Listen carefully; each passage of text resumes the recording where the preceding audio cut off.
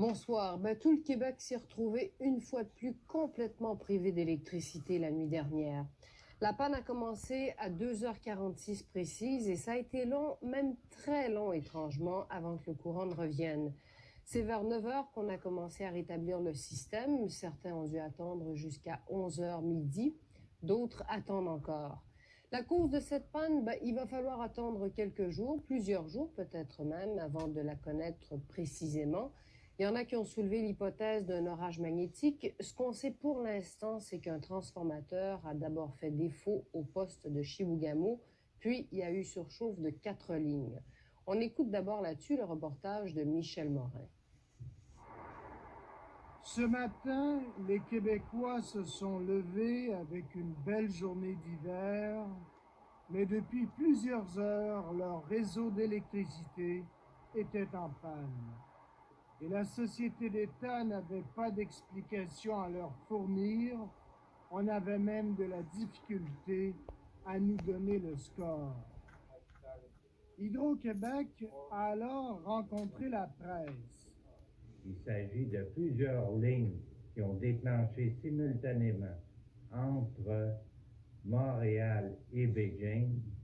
À toute fin pratique, il y a eu une séparation du réseau Baie-James qui a une capacité de production de 10 000 MW. Alors, 10 000 MW sur 20 000 MW de charge, vous comprendrez, c'est 50 de la capacité du réseau qui s'est séparée, capacité de production du réseau qui s'est séparée simultanément. Et c'est pour cette raison que nous avons eu une panne totale. Le réseau est tombé à 2h46 ce matin. On sait qu'il y a eu des problèmes un peu partout, mais d'abord au poste Chibougamau, où passent 2 lignes à haute tension de la baie James. Un transformateur à haute puissance a sauté, ce qui a entraîné des surtensions sur les 4 autres lignes.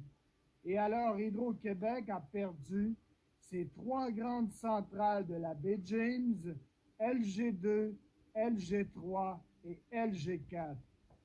Par la suite, on a aussi éprouvé des problèmes au poste Montagnet, près de la frontière du Labrador, et au poste des Cantons dans l'Estrie.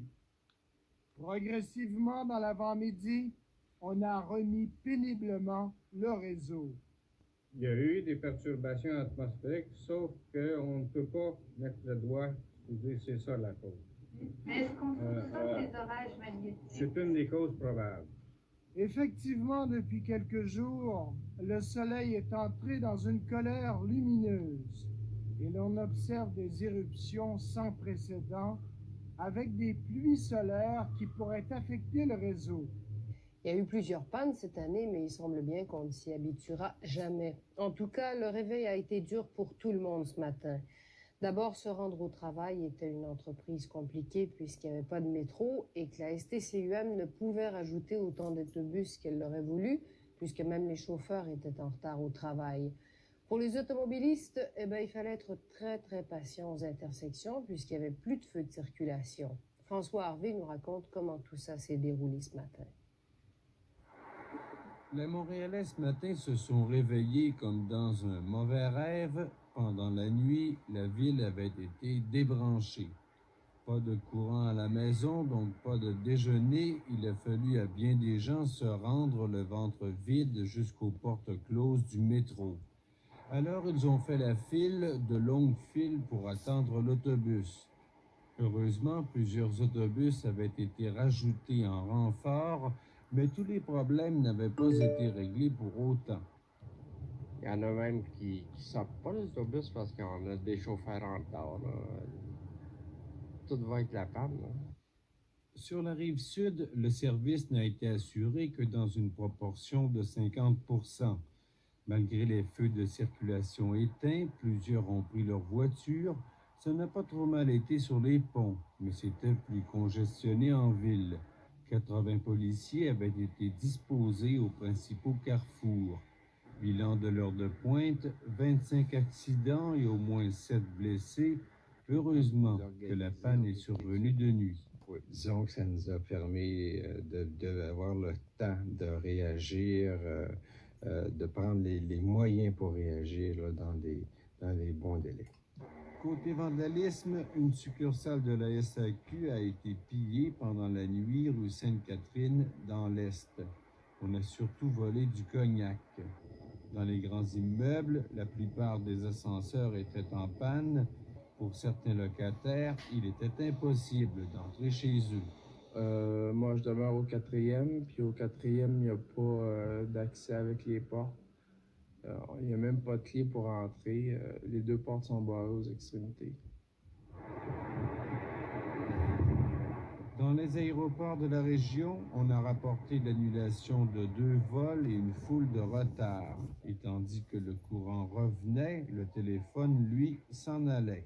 Cet avant-midi, plusieurs circuits du Bell ont été surchargés pendant quelques heures. Ce qui se passe, c'est que plusieurs personnes essaient en même temps d'établir une communication. Alors, ils soulèvent le récepteur téléphonique et n'entendent pas la tonalité. Un lundi matin, finalement, dont on se serait passé. On augmente les tarifs, mais le service a l'air de diminuer. Bref, si le courant a été rétabli, on ne peut définitivement pas en dire autant de la confiance des Montréalais envers Hydro-Québec. Ici François Harvey à Montréal.